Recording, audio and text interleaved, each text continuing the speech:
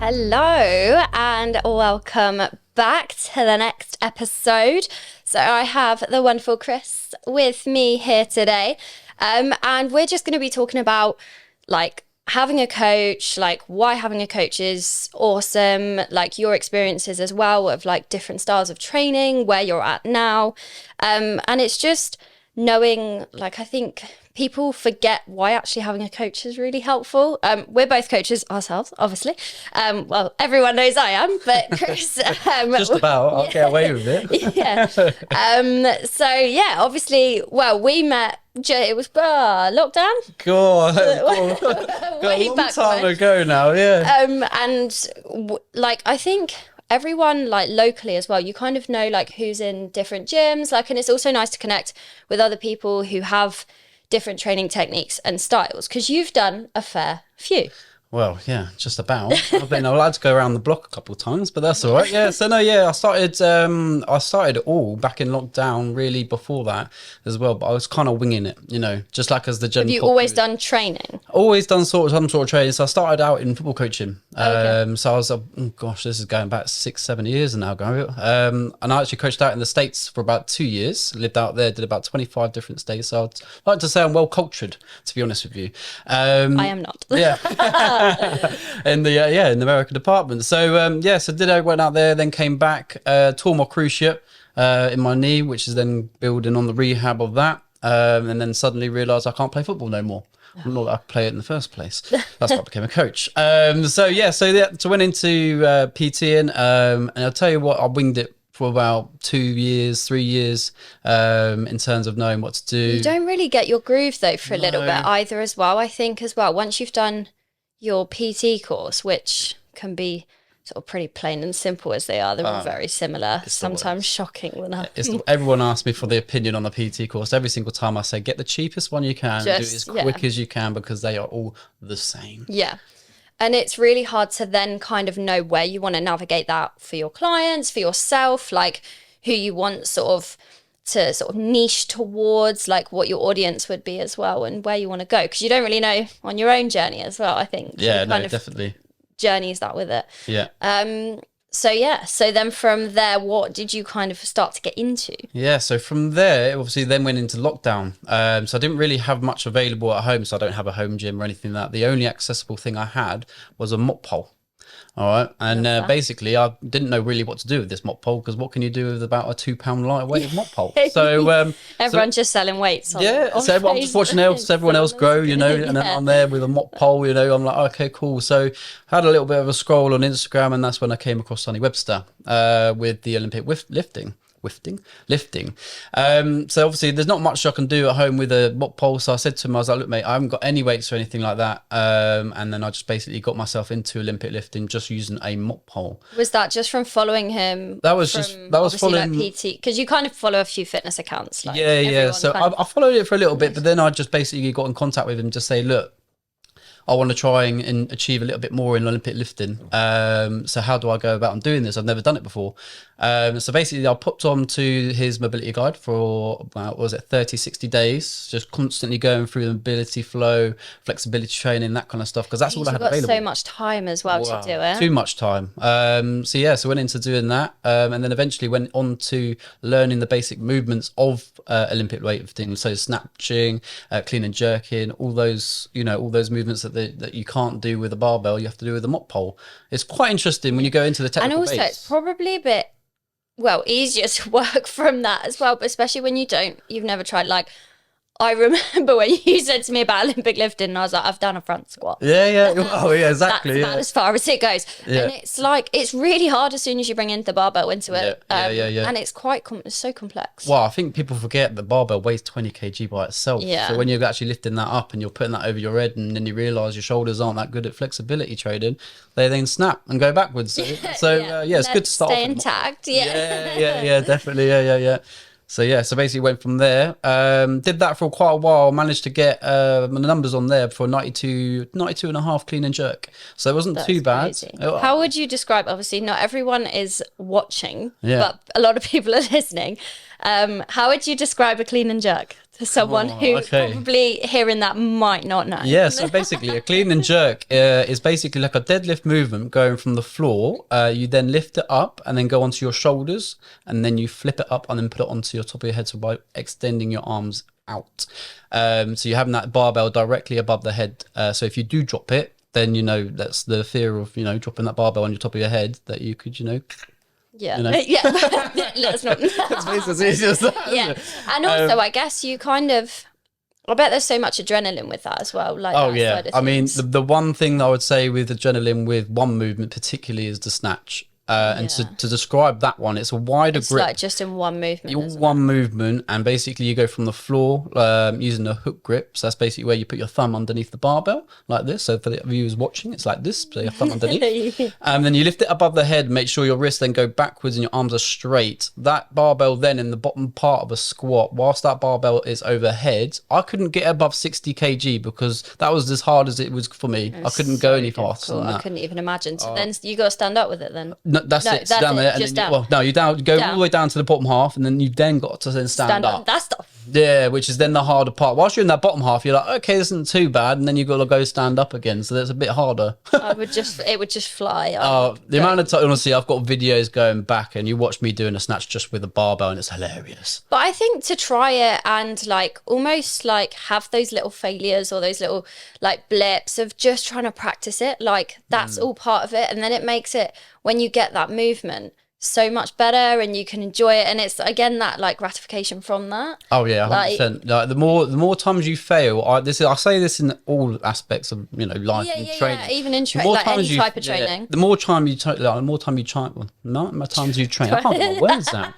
The amount of times that you fail, you will learn from that, no matter how bad or, you know, how easy it was to fail it. And it doesn't matter. It doesn't matter how many times you fail. My biggest thing with my team is they're so scared of failing a press up. I'm like, just go for a little nap. It's fine. Just stay on the floor. Like, you know, it doesn't matter. Because you're only going to get stronger from it, and it's only going to want to make you press it, like, you know, like push into that movement even more. Like failing is not like, it's not a bad thing. It's like I think it's a good thing. It's a good thing to fail. Like, I mean, let's take the squat for a movement, right? Barbell back squat. I didn't fail a barbell back squat until about maybe 3 years ago of my training. Because I didn't know really, I always worked at a safe weight. You know, people relative to this. Obviously, there's such a line as well. Like, you know, some people push for like, want to try for their 1 rep maxes. Other people don't. Like, it doesn't necessarily mean that you're gonna fail your back squats as well. So then I didn't obviously fail that until 3 years ago, and then I went for it, and then I failed it, and I was like, God, I'm so humbled. It makes you try for it. I was just like, oh my God, I've never felt squat before. That felt horrific. I kind of got an adrenaline rush out of that. I was like, this is sick. Like, I've never failed, but it's happened. Yeah, so it's happened. But then I also think, like, even like something as simple, like if you're in leg press or even like a hack squat or pendulum, whatever you've got at JD. Yeah. Okay, like we'll just sit at the bottom of it, or you know, like there's those safety catches for a reason. Like, you're not going to go anywhere. It's not going to entirely crush you. No, obviously, different types of equipment have different points of safety, but you know, it's okay. Like, if you get to the bottom of a hack squat and you can't get back up, okay, like just take it out. It is what it is. You failed it, but at least you know now what your limits are, and then you can now push on that and work on that, and scale it back a bit. You know, and work up to it as well. Yeah, to push that point. No, definitely. So, Ollie lifting. Yeah. How long did you do that for? It was about 2 years I did that for. So I used to nail it a lot, and then eventually I just kind of like disappeared, not disappeared so much, but like kind of veered away from it, and then got into a little bit of I'm not a professional bodybuilder, I don't pick up the plane, but basically went into then a little bit of bodybuilding style training. And then this is where I came across my most recent coach, which has been Big Ali. This is then going back into October, only last year. Yeah. So if you look at like the scale of where I've come from, I've not really had too many coaches. I've only really had 2, and they're in very different. Did you work really? You didn't work super close with Sonny, but you did get Yeah, we worked. I mean, we worked over Zoom because obviously he lives in Australia, so I never really saw him. So it's not like you could just pop there. Yeah. Let me just catch a flight to Australia. I'll be there in a second, mate. No problem. But yeah, so we worked through Zoom for a long time, and then obviously then went away, I then went into bodybuilding a little bit more. So that's when I contacted Big Ali I think it was October, because then he's a little bit more local, so he's only up in Enfield. Yeah. So what made you think, oh, I'll get into this? Obviously, you changed gyms. Yeah. From where you work, did that kind of initiate that a little bit? Not so much. I mean, where I was at the start when I was starting Olympic lifting, that had the platforms, it had everything like that. But it wasn't very client contract. People didn't want to go for that. Yeah. Just hit the mic. So clients didn't really want to gauge into it. I mean, you probably get a small percentage, about 2% people. Yeah, some people find very it niche. quite interesting. Yeah. Yeah. So then I thought, okay, well, how can I then attract more clientele through the way that I train? Because I know that people watch me in the gym, and that's just how people watch. People watching. So then obviously that's why I switched training, and especially when you work there, like people are aware that you work there, like, and you get chatting, to members. How's your training? What are you up to? What are you training? Like, how are things going? What are your goals? What are you currently working towards? Like, all of those conversations happen. So it's always really nice to sort of, people follow it along, don't they? Yeah, no, definitely. So obviously went into the bodybuilding style of play. Started that my neck of the woods. You'll know more than you know more than I do about bodybuilding. Yeah. I only learned the other day. You got the top set and back off set, so you know. So went into that, and then since then, the way that the gym is made, and obviously JD Gym Farnborough is where I'm based at the moment.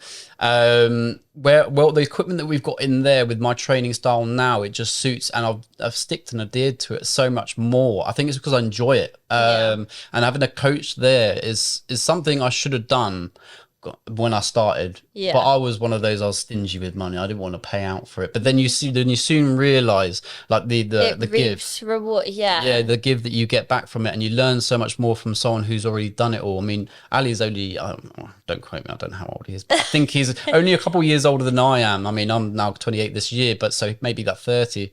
I'm sorry, Ali, if you're listening. But so obviously he's going to go into the same kind of age range as me. So, but even those 2 years make a whole lot of difference in terms of experience. And everyone has different experiences depending on what they've done as well. Like, has he competed or anything like that before? No, has he done like shoots? So he's come from a similar background to me, which is why he attracted me, because we have the same kind of like background. So he used to play football, and that's something and it's something to highlight, because when you're sort of looking for a coach, or like, it sometimes it takes a while for you to find like your person that you really click with, but they're there to, like, you want them to be kind of similar, like it's kind of a relationship in a way, like, you know what I mean? You want to work with them, like, you want to be able to click with them. Like, I know some of my clients, like, we're like a house on fire, like, we'll just chat away, and but also be so engaged with what we're doing, and people are more likely to listen to you as well. 100%. And vice versa. So I always tell my clients, I'm basically, when we have this consultation, so like we are now, like this, I will be making judgments on them and whether I want to take them or not. It's exactly the same give or take back. It's like an interview, isn't it? It's as much like dating, for them. I'm joking.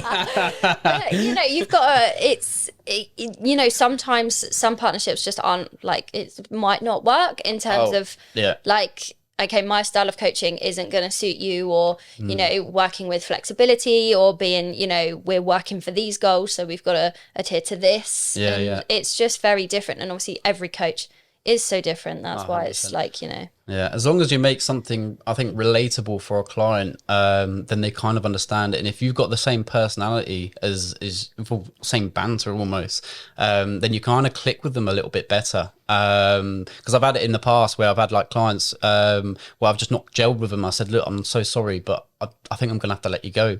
It's almost like I said, ending a relationship. You're like, I'm so sorry, but I've got to let you go. But also, it's not like, that's not a bad thing. Or even for, like, you always, as the coach, like, you want your clients to be as happy as possible, and if they're not, like, you want them to communicate that with you. Like, it's not something like no hard feelings sort of thing. We always want the best for you, and vice versa. For that. At the end of the day, our best interests are their goals. So if I can't do it myself, there's always going to be another PT that I know, because the PT world is so small, but we're all very gelled together. So, like, for example, me and you, completely different gyms, but I know that, like, I'm over at one, you're at the other. If I find someone that's a bit more like your grounds of bodybuilding and stuff, then I'll send them your way, because I don't really know too much about it. I know a little bit, but I don't know loads. You know? And it's learning from those experiences, like you say, from your coach. So how did you find your coach?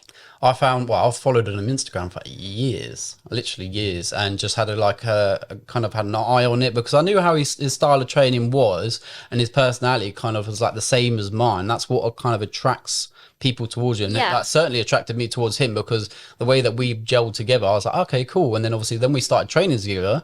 Then it's a whole different world. Yeah. And then you kind of get to meet him on another level. Yeah, and you kind of get used to like how they'll run their coaching as well.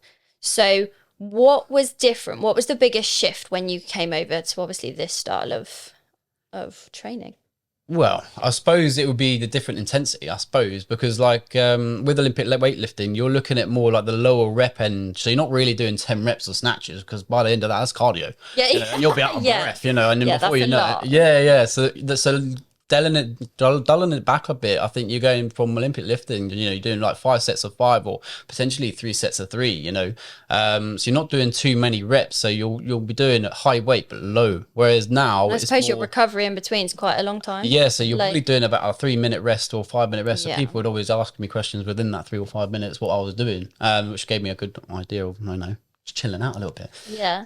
So then obviously going through to the bodybuilding style, it's completely different. So obviously rest periods a little bit less. So like maybe a 1 minute, 2 minute rest Yeah. period. And then you'll be doing like different rep range. So 10, 8, 6, and then back off set of 15. See, look, I'm learning. Yeah. And every coach runs it so differently. Like Yeah. there is no like perfect rep range or people like you have different rep ranges for different movements and that's also important to highlight. Like some people out there, I know you might get it as well, like like how many reps should I be doing, and obviously you want to be going by like the intensity that you're bringing as well to the table, and how it's feeling, Yeah. because you don't want it to sort of like breeze through a set and think, oh, that's done and dusted. Oh, trust me, I see it all the time in the gym, and I see these people, even my clients listening, right? they already know if I'm about on that gym floor and I see them working and they're not doing their intensities, this man's going over and saying, look, that weight, you finished that set and you weren't even struggling. I said, put that weight up now, or do something different, because if you're not putting the intensity in, you're not really getting the full benefit of it. That's why people plateau all the time, Yeah. So yes, that's kind of what I'm, on the gym floor talking to my clients. I'm like, make sure you're doing it because there will probably be people watching you and they'll think badly of me. I'm like, come on. I know. I had, I think it was my coach, he jumped in, he won't mind me saying this, he jumped into pretty much every one of my sessions the other day. Whilst he was training, I was just training in my own zone, headphones in, he just comes walking over, I'm like, oh, here we go. You just have that And then he sinking just feeling, isn't it? adds more reps, I'm like, okay. Yeah. He's like, oh no, do it like this, do it like Yeah. okay, Jordan, go back over there and carry on training. Do thank you do you? Yeah. I'm doing me, bro. Like, you gotta do that. That's what you get for training at the same time as your coach. True that. But it's like, you must have seen so many like benefits, like with how you've learned about this style of training and with your team, and how have you found like your results from when you've started? Because you've been with your what did you say, since October? It's October last year, yeah. So it's not very long. So it's only, I don't know how many months that is, but not, like the period from now until now, late from then to now, the results that I've seen from doing that has been very different in the fact that my knowledge base has grown a lot, but also in the physical aesthetic kind of way. It was actually, I took pictures of myself this morning. It was only this morning that I did that. Just have a little check-in, have a little flex, and I was like, I don't even recognise this guy. And it's so different. And I think, and I've said it, I think a few times on the pod, like you can also want to feel good, like, and look good. Do you know what I mean? In yourself, like, because it's only going to bring out more confidence to then have more confidence on the gym floor. Like you can want a little bit of aesthetics for yourself. Like you don't need to be like, obviously we want to think about healthy habits and like how your like lifestyle is and the general like things you do day to day. But equally, like if a result of that is feeling a little bit more in shape, or you'll get it feels good. Yeah, the thing is, if you feel good about yourself, you only attract people around you who then want to feel like that. So then, like for example, like I don't know, if when I'm feeling good or whatever, my energy is bouncing around the gym, people are like, why are you so happy? And I'm just like, I just feel happy and I feel confident in myself that I want to go and talk to people. And that's really powerful. And I think people forget that aspect of why we as coaches push them to work to the goals that they want to, because most of the time, like especially with clients, like it's like lack of confidence or not having the confidence of knowledge, and the like it's just a constant knock-on effect of positivity as well. Yeah. Sounds a bit cringe, but it is. No, but it is, and then you go down the behaviorals. Like, why do you act the certain way that you do? Yeah. I mean, I never used to be this confident in talking on a pod or even talking in front of 40 people, 100 people when you came to my nutrition talk. I didn't used to be this guy. I used to be back in the back of the room with my glasses on. I still should be wearing them now, but back in the in the classroom, and I didn't talk to anybody. I was really shy. Whereas this guy now is not that guy. I've now built like almost like a foundation of why I'm so weak at what I was. So, for example, being really shy, but I didn't want to be shy. So how did then I become confident? Yeah, and you can, and it's like a process, isn't it? And it takes time, like to feel that, and like you don't just wake up the next day and be like, I am now confident. Yeah, no, you've got to definitely, Like I think a lot of people, equally on the flip side of that, like people say to me, oh, like you're always so happy, so buzzing, and I'm like, yeah, like I still have my quiet times, like where I'm like I just want to chill in my own space. Yeah. But obviously we've talked a lot about the training side of things, but what about the nutrition side of things? Like did you do much nutrition when you did your Ollie lifting? Like obviously the constant, like the focus is very different, I imagine, to now. Yeah, so the focus on Olympic weightlifting obviously is going to be more technique based and drilling into like movement after movement after movement, whereas like the nutrition side of like bodybuilding is a lot, like, not want to say harsher, but like you got to be a little bit more adherence to it, because like it's just that little bit more focus into like kind of what you're aiming. Because then you go into your performance, you see the reeks of the performance through your food, through your training. Because if you're not doing the nutritional side of things, basically like your training will be absolutely crap. Yeah. Like, and going through like the Olympic lifting style of things, like if I was to imply, I reckon now the nutrition that I have now to Ollie lifting back then, I could imagine that my the clean and jerk would probably be over 100 kg purely just based on the food. Yeah. Because then when you're fueled for the sessions, you literally just and you're inputting the right things to optimize what you're doing more than anything else. Optimal. It's like one of my favorite words. But and that's what you really want to like push for. No, definitely. And you're now on a meal plan. I am now with Big Ali. Yeah. And I think there's a lot of stuff, like, so when you say meal plan, macros, like, more or less, like, it's about understanding, really, there is no one size fits all for that. Like, everyone has their different preferences. Yeah. I just got put on macros for like 4 weeks for my mini cut, and I was like, put me back on meal plan, please. Yeah. But just tell me what to eat. It's so much easier. And also, like, the thinking's done for you, and I found it really refreshing. But equally, like, there is still, like, you can be with a coach, have a meal plan, but still there be flexibility within that, like, and it's having that communication with your coach, like, you only need to really be on strict, like, this is all you can have. These are the only things you can have on this meal plan, like, for really specific goals, like competing, or if you're working really closely towards a shoot. Whereas you can have a meal plan and swap things around and have this for that. And there are still those things that you can have. And sometimes, obviously, like, your coaches put like sort of refeeds or off plans in, and there is, like, it's not just like, oh, meal plan's really restrictive. Obviously I know for our goals it varies in a way, but obviously, how did you find that switch over? Did you just quite enjoy not thinking about it? Do you know what, like, everyone's saying like obviously you did adhere to a meal plan to a certain extent on bodybuilding. Like, for me it's very different because I'm not competing. Like, I don't want to over compete, it's not my thing, but I respect the people that do because I now understand it. And I think people forget like how strict it can be for people who do compete.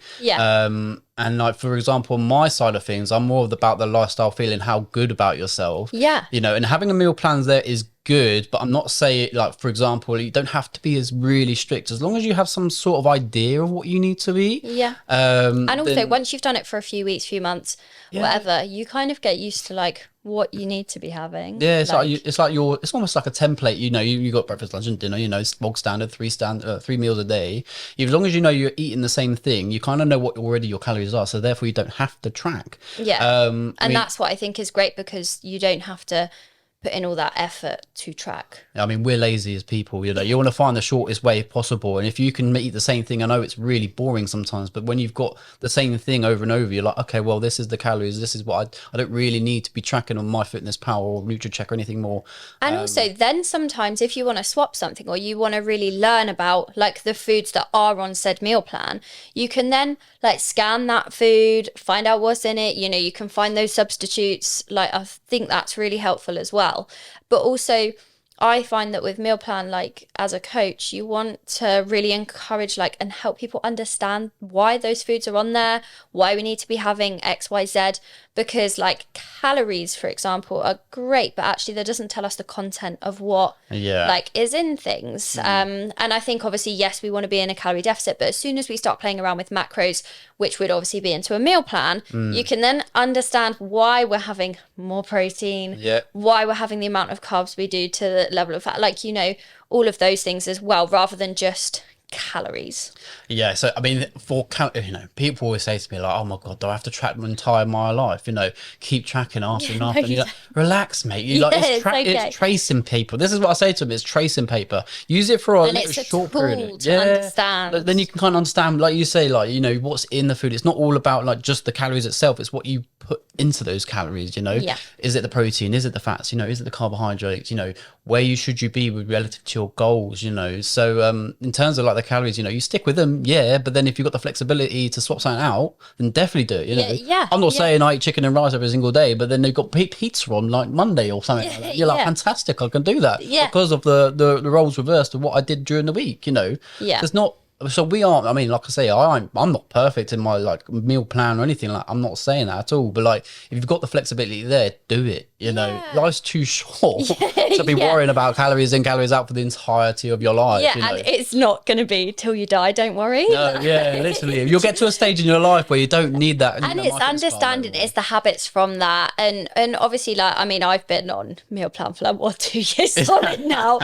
But, you know, I still have that flexibility. Like, that I've still been on holidays, like I've still done stuff, like I've still had like mini, like I guess diet breaks where I've not really thought about tracking, or even my meal plan like over Christmas about for a couple of weeks, like sort of just reeled things back, but the habits were all still the same. Like my hydration was still the same, like cardio like kept in, like my steps were there, like my foods generally were there, but obviously did indulge a little bit because it's Christmas, like I'd be absolutely. And so it's just having that flexibility there, but really the habits never change, which is, I guess, as a coach, like that's what we like encourage, and we're not there to just be like, do your steps, you like you know, how boring is that? Do your steps, do your calories, like, can you hit your calorie targets? No, why? You know, it's and the habits behind we want to understand like the reasoning and just for you to enjoy it, because we want to push you for your goals, but we're not also there to like kill you if you've not like done something. We want to, you know, it's understanding where we're at in that journey, like sort of from a client coach relationship. But so what does, I guess, like what has coaching meant to you from two aspects? So for you to have now a coach, like how do you want to carry that on? Like, is that something, are you just sort of pushing? What are you pushing for at the moment? Well, this is the aim, isn't it? What am I actually doing in my life? You know, who knows? You know? So I suppose two things why I have a coach now is because, one, accountability, because being a PT, right? You say we're in the gym all the time, but it's so easy to walk out the gym and not do your session, right? Because you're so tired, and you know, you from client, you go back to back with clients, and you're like, training's the last thing on your mind because you want to help everyone else. You never put yourself first. And I think putting yourself first and having that accountability as a coach, kind of like coaching me, then I'm like, okay, well, I know someone's watching me, so like now I've got to do what I've got to do and imply like the things that I say I do to my clients, I've then got to take it on myself, you know. And then what you learn from your coach, you know, as a coach yourself, you don't pass on like to them. Which is what I always love. Like I love it when my clients ask me like what I would call like really nerdy questions, and I can just get my nerd on, and I'm just like, let's go. Everyone asks me this question. I had a nerdy question the other day in the gym, and I was talking at my client next to me to this other person, and I was going at it, and then I forget, like, I think you forget when you're not talking to a client, you almost want to put it in like simple terms so they understand it, but you also want to like, it's not, I suppose, flex, but not flex, because if you make it flexy, people don't understand it. But it's like, I think people are actually like, it's interesting what other people people are doing and what your coach is doing and why they're doing that. And like, I have specific questions of where I'm at on my journey and all of those things as well. And I think it's really nice to have that as a coach, even though I have my own coach, because, you know, that's how we learn. Ask questions. Yeah. I always say this to my clients. As soon as I take them on, day one to day whatever, if you don't understand something, ask. Because the worst thing you can do, like I said, I think everybody knows, the worst thing you can do is just carry on with an unanswered question. And then, for example, someone asks you why you do it, and you say, don't know. Yeah. You know, then you're going to be like, oh, well, what have I been doing for the last 4 weeks, you know? Yeah. So, and if it's a I don't know question, it's like, okay, I might not know the answer to this, but I'm sure going to find it out. Yeah. And, you know, and giving them the confidence that it's also like, you know, we're all always learning as well. Oh, as coaches, I mean, I don't know everything. So bodybuilding, I don't know much about. The only two things I know about is how to lift the weight up and down, and put it over my head now. Like, that's all I know. Like, you know, I don't know everything. Lifting heavy circles. Yeah, lifting heavy circles, putting that back down again. But like, so we're always on the upskills. So like, if there's a question that I don't know, I've got a team of JDPTs around me that may know the question, or even like across the pond. Like, Pack, for example, you guys. Where if I don't know the question, I'll be like, what does this mean? You know? Yeah, and it's like, and again, from like each other's content, like I think, and it's a proper community, and especially for sort of you out there thinking about like having a coach or reaching out to a coach, like don't be like scared. No. Like, you know, again, like questions We're to harmless. your friends. Yeah. Yeah, we're going to bite you, you know. Yeah. Just have a little conversation. And it's also like, even if it's just for one thing, whether or not you become our client or not, like on the gym floor, just to give you that bit of confidence as well. So I think that's probably one of the biggest things, I guess, to take away from understanding like our journeys through like our own training and yourself. And now how like different training styles can develop, like having a coach, not having a coach, not having a meal plan, focusing on macros to having a meal plan, like, you know, it's gonna vary. But yeah, you're always like striving, like the goalpost can always change as well. I mean, the heaviest weight in the gym is the door. So as soon as you open that one, ask a coach and you're off. You know, you can't go wrong. Drop the mic. That's a great one. Oh, thank you. Me or not.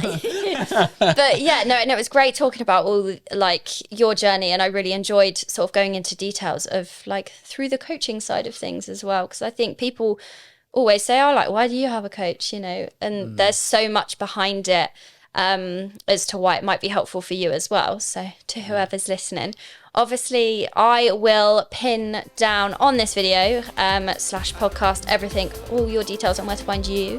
But yeah, thank you so much for joining. It's been really nice chatting today. And yeah, so stay tuned for the next episode. Well done, Em. Thanks.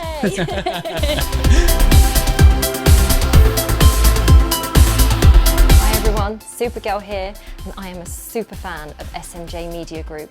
They provide support for local businesses, charities and events, and of course create fun content for all of you. If you enjoy our content and would like to help support us, please go to buymeacoffee.com/SMJ Media Group and buy us a coffee.